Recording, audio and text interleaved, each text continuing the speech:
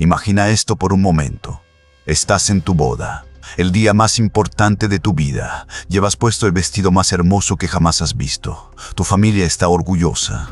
Tu padre sonríe. Tu futuro esposo te espera. Todo es perfecto. La ceremonia termina. Los invitados aplauden. Las flores perfuman el aire. El banquete es magnífico. Ríes, bailas, comes, y entonces llega el momento. 3 mujeres ancianas se acercan, no sonríen, te toman de las manos, tu madre aparta la mirada, tu padre mira al suelo. Es hora de la purificación, susurran. Te llevan lejos de la celebración, lejos de tu esposo, lejos de todo lo que conoces. Miras hacia atrás una vez. Tu padre está llorando, pero no se mueve, no viene a salvarte, porque él sabe lo que está a punto de suceder. Y tú no tienes ni idea. Lo que estoy a punto de revelarte no es mitología, no es ficción, no es exageración de historiadores sensacionalistas. Es práctica documentada, legal, protegida por el Estado romano durante más de 500 años, y cambiará completamente cómo entiendes la civilización que nos enseñaron a admirar. Bienvenido al secreto más oscuro de Roma. El ritual que intentaron borrar de la historia, el crimen que llamaron sagrado. Si crees que las historias suprimidas de lo que las instituciones poderosas hicieron a los indefensos deben ser recordadas, considera darle like a este video y suscribirte. Tu apoyo trae luz a prácticas que fueron deliberadamente ocultadas durante miles de años. Déjame contarte lo que los padres romanos nunca les dijeron a sus hijas. Acto 1. La ley que legalizó el horror. El año es 1806 a.C. Eres un padre romano. Tu familia es respetada, rica, poderosa. Has organizado un matrimonio excelente para tu hija. Ella tiene 16 años, es hermosa, educada, obediente, todo lo que una novia romana debe ser. Firmaste el contrato matrimonial, negociaste la dote, planeaste la ceremonia. Pero hay algo que no le dijiste, algo que está escrito en la ley romana. Algo que aparece en los códigos legales, pero que nadie explica en voz alta. Se llama Deditus Deorum, ofrenda a los dioses. En el derecho romano, el matrimonio transfería a una mujer de la autoridad de su padre a la autoridad de su esposo. Esta transferencia se llamaba manus, pero aquí está lo que los textos legales revelan. Antes de que esta transferencia pudiera completarse, antes de que una mujer pudiera convertirse en esposa, antes de que pudiera pertenecer a su esposo, tenía que ser purificada. Esa es la palabra exacta usada en los códigos legales. Purificata. ¿Purificada de qué? ¿Purificada cómo? ¿Purificada cómo? ¿Purificada por quién? Esa es la pregunta que Roma enterró bajo capas de lenguaje religioso y terror legal. El Código de las 12 tablas, el texto legal fundacional de Roma, la base de todo el derecho occidental. Contiene una provisión que los historiadores ignoraron durante siglos. Dice exactamente esto: ninguna novia de familia romana apropiada entrará al matrimonio sin purificación por los guardianes designados de la voluntad divina. Guardianes designados de la voluntad divina. Ese es el nombre que le daban a los sacerdotes. Los sacerdotes Bonae Deae, los sacerdotes de la diosa buena, un culto de fertilidad que existía en el corazón mismo de la práctica religiosa romana. Ahora, aquí está lo que hace esto especialmente siniestro. La religión romana era transaccional. Simple, directa. Tú le dabas ofrendas a los dioses te daban bendiciones, vino por cosechas, animales sacrificados por victorias militares, incienso por salud, intercambio justo. Pero en el caso del matrimonio, la ofrenda no era vino, no era grano, no eran animales sacrificados. La ofrenda era la novia. Piensa en lo que eso significa. Te estás casando. Tienes 16, tal vez 17 años. Has sido preparada para esto toda tu vida. Conoces tu deber, conoces tus obligaciones, pero nadie te explicó esta parte. Nadie te dijo que antes de pertenecer a tu esposo perteneces a los dioses. Y los dioses requieren prueba. Prueba física, prueba de sangre. Acto 2, la cámara bajo el templo. Esto no es teoría. Esto no es especulación académica. Déjame mostrarte la evidencia arqueológica que hace imposible negar lo que sucedió. Sitios múltiples a través de Roma revelan cámaras construidas con propósito específico debajo de los templos principales. Estas no son criptas funerarias, no son cuartos de almacenamiento, no son bodegas de vino, son cámaras con características muy específicas, camas de piedra, canales tallados en los pisos para drenaje de líquidos, mecanismos de cerradura en las puertas, desde el exterior. Déjame repetir eso, las puertas se cerraban desde afuera, no podías salir, podías gritar, podías golpear, podías suplicar, nadie te escucharía, nadie vendría. En 2003, excavaciones debajo del templo de Bonadea en la colina Ventina revelaron una de estas cámaras completamente intacta. Dentro, inscripciones en las paredes, no oraciones, no textos religiosos, no himnos sagrados, nombres, cientos de nombres, todos femeninos. Todos con fechas junto a ellos. Fechas que corresponden exactamente a celebraciones de bodas romanas registradas de los mismos periodos. La arqueóloga británica Catherine John pasó 3 años documentando estas inscripciones.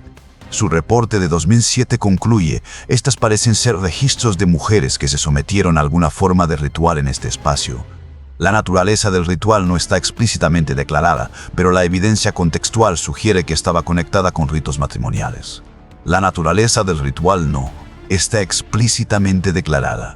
Ese es lenguaje académico para sabemos exactamente lo que pasó aquí, pero nos incomoda decirlo directamente. Déjame decirlo directamente. Esta era la cámara donde los sacerdotes reclamaban el derecho de consumar el matrimonio antes que el esposo.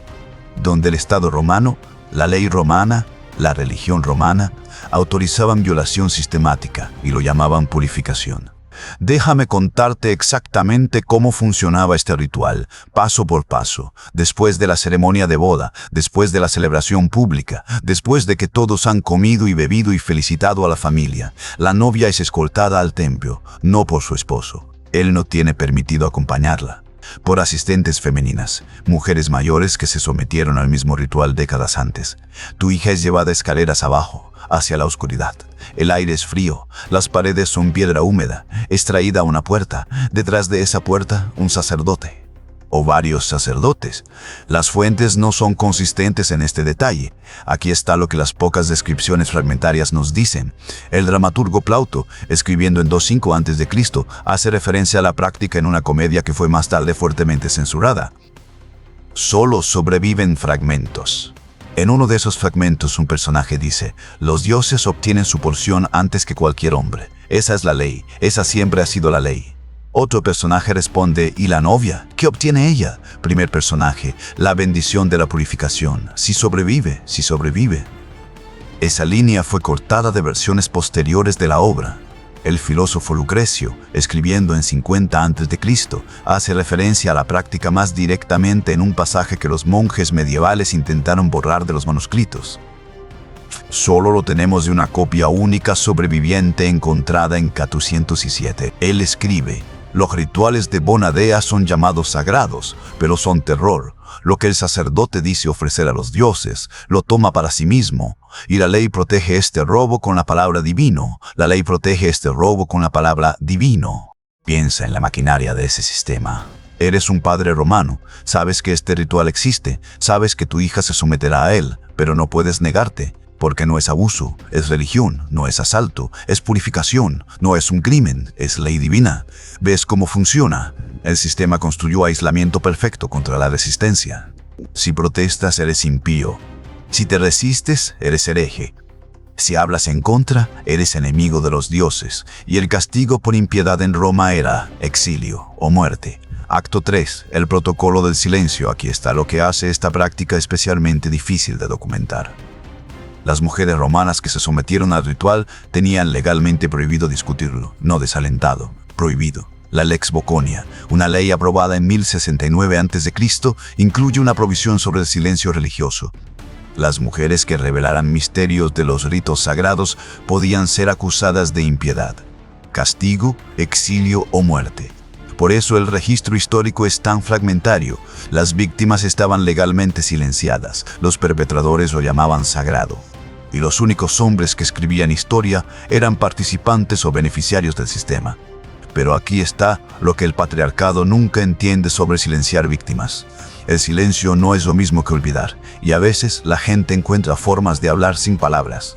En los años 1920, arqueólogos excavando una villa en Pompeya encontraron una habitación que había sido sellada, no por ceniza volcánica.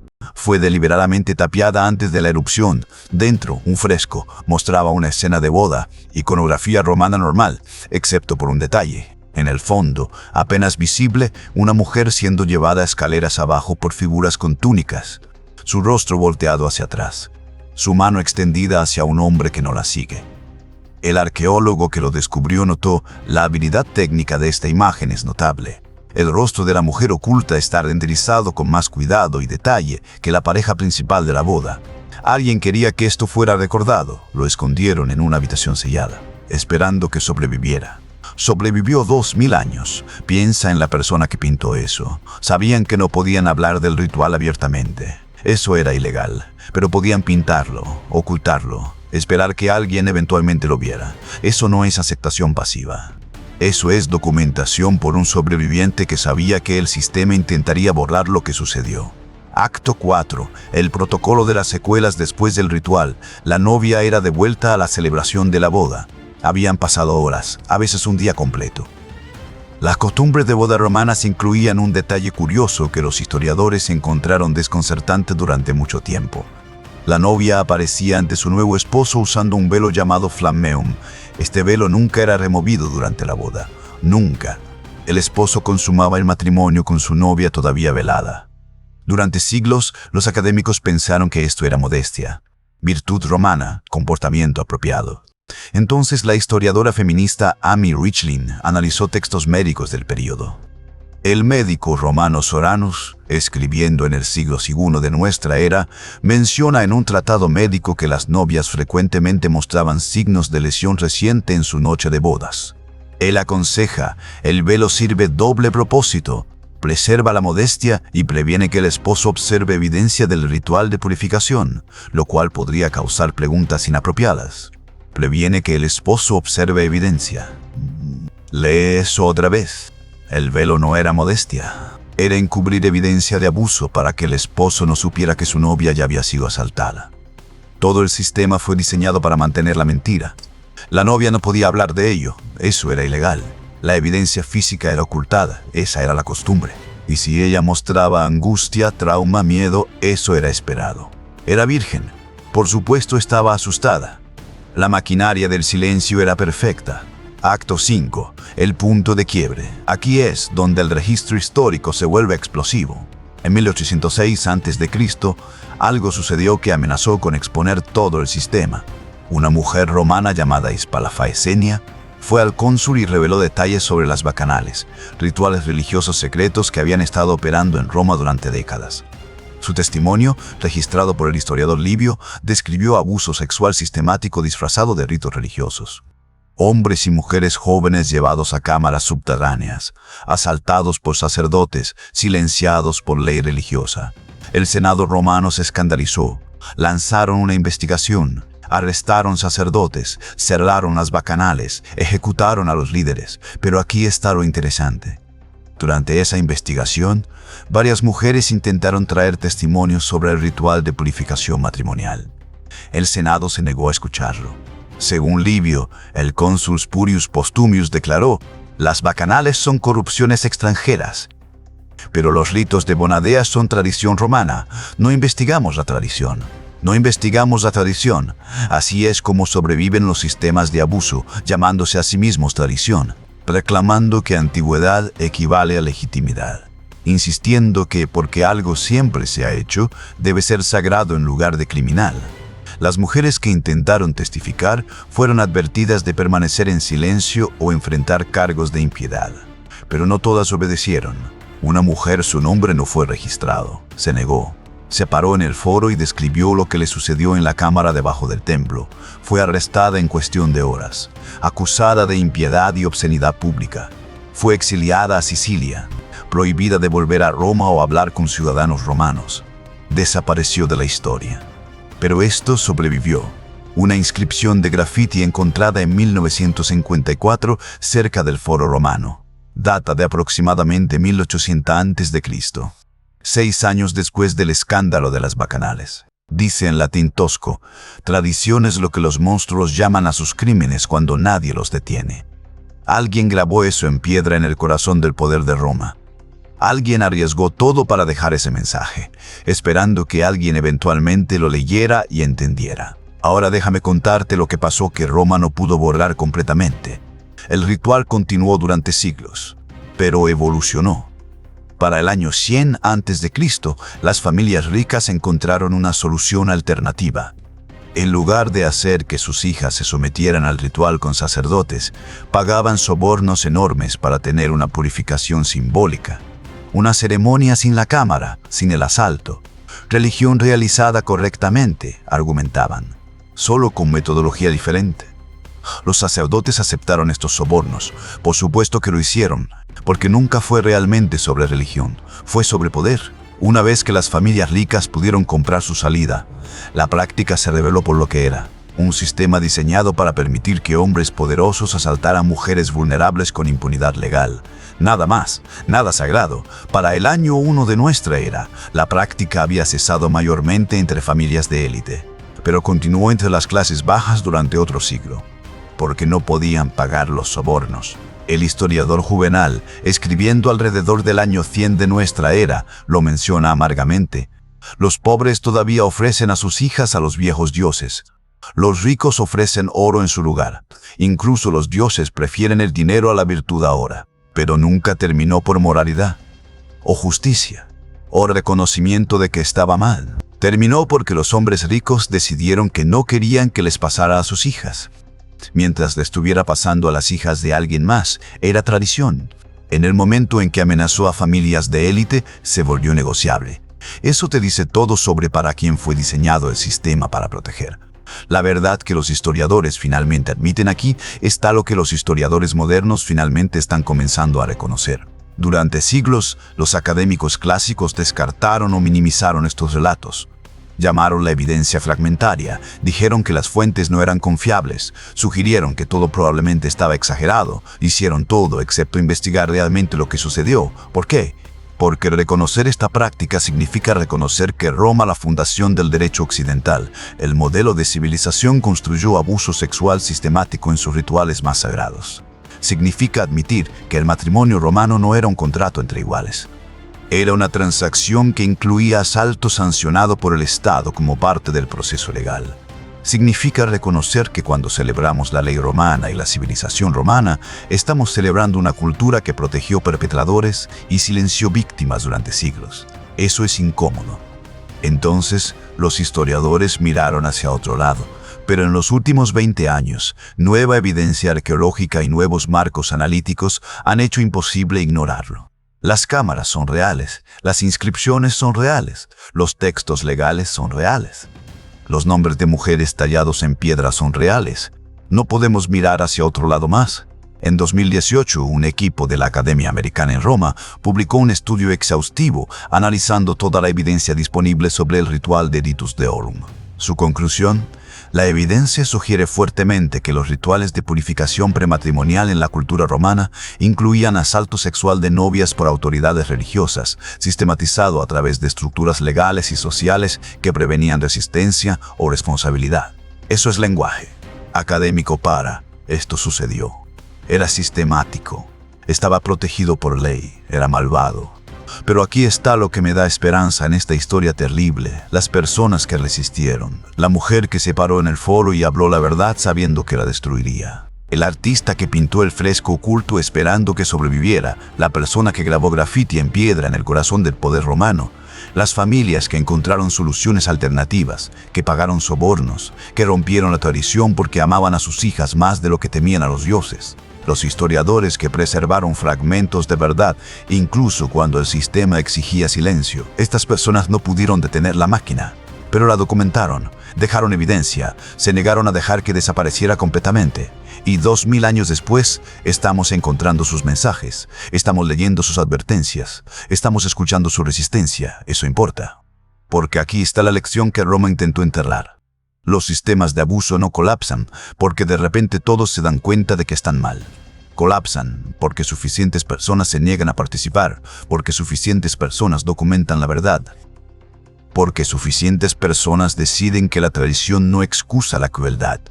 Las familias ricas que sobornaron su salida no lo hicieron porque desarrollaron conciencia feminista de repente. Lo hicieron porque decidieron que el bienestar de sus hijas importaba más que la costumbre. Eso no es heroico. Eso es el mínimo, pero fue suficiente para empezar a romper el sistema. Una familia negándose, luego 10 familias, luego 100. Eventualmente, incluso los sacerdotes no podían pretender que era sagrado. Cuando suficientes personas retiran su participación, incluso los sistemas más arraigados colapsan. Eso no es solo historia antigua. Eso es un mapa. El mensaje final: párate en Roma hoy. Visita el templo de Bonadea en la colina Aventina. Son ruinas ahora, solo columnas rotas y piedras dispersas. Pero si vas debajo, si encuentras la entrada a la cámara excavada, todavía puedes ver los nombres en las paredes. Cientos de nombres: Julia, Cornelia, Flavia, Fulvia, mujeres cuyos padres las trajeron aquí, mujeres que se sometieron al ritual, mujeres que no pudieron hablar de ello, pero tallaron sus nombres en piedra de todos modos, no como desafío, no como resistencia. Solo yo existí, yo estuve aquí. Esto me sucedió. Eso es todo lo que pudieron hacer: dejar sus nombres. Esperar que alguien eventualmente los encontrara y entendiera. Los encontramos, entendemos, y nos negamos a dejar que la versión de Roma de la historia sea la única versión. Si esto expuso algo que nunca habías escuchado antes, presiona ese botón de suscripción y activa las notificaciones, porque vamos a seguir descubriendo los rituales y prácticas que las instituciones poderosas intentan borrar. Deja un comentario con tus pensamientos. Aquí está mi pregunta final. ¿Cuántos otros rituales como este existieron a través de civilizaciones antiguas? ¿Cuántas otras prácticas que llamamos tradición eran en realidad abuso sistemático disfrazado de religión? ¿Cuántos nombres todavía están tallados en cámaras ocultas, esperando que alguien los encuentre y diga la verdad que las víctimas no pudieron decir? El ritual de purificación matrimonial romano no es único porque fue especialmente cruel, es único porque tenemos evidencia, porque suficientes fragmentos sobrevivieron que podemos reconstruir lo que sucedió. Pero la maquinaria del abuso disfrazado como tradición, protegido por autoridad religiosa, impuesto por códigos legales, mantenido a través del silencio, eso es universal, esa es cada cultura. Esa es la historia humana. La pregunta no es si sucedió. La pregunta es: ¿somos lo suficientemente valientes para investigar nuestras propias tradiciones? Los nombres todavía están en las paredes, esperando justicia, esperando reconocimiento, esperando que alguien finalmente diga: esto estuvo mal. Esto nunca debió haber sucedido, y los recordamos.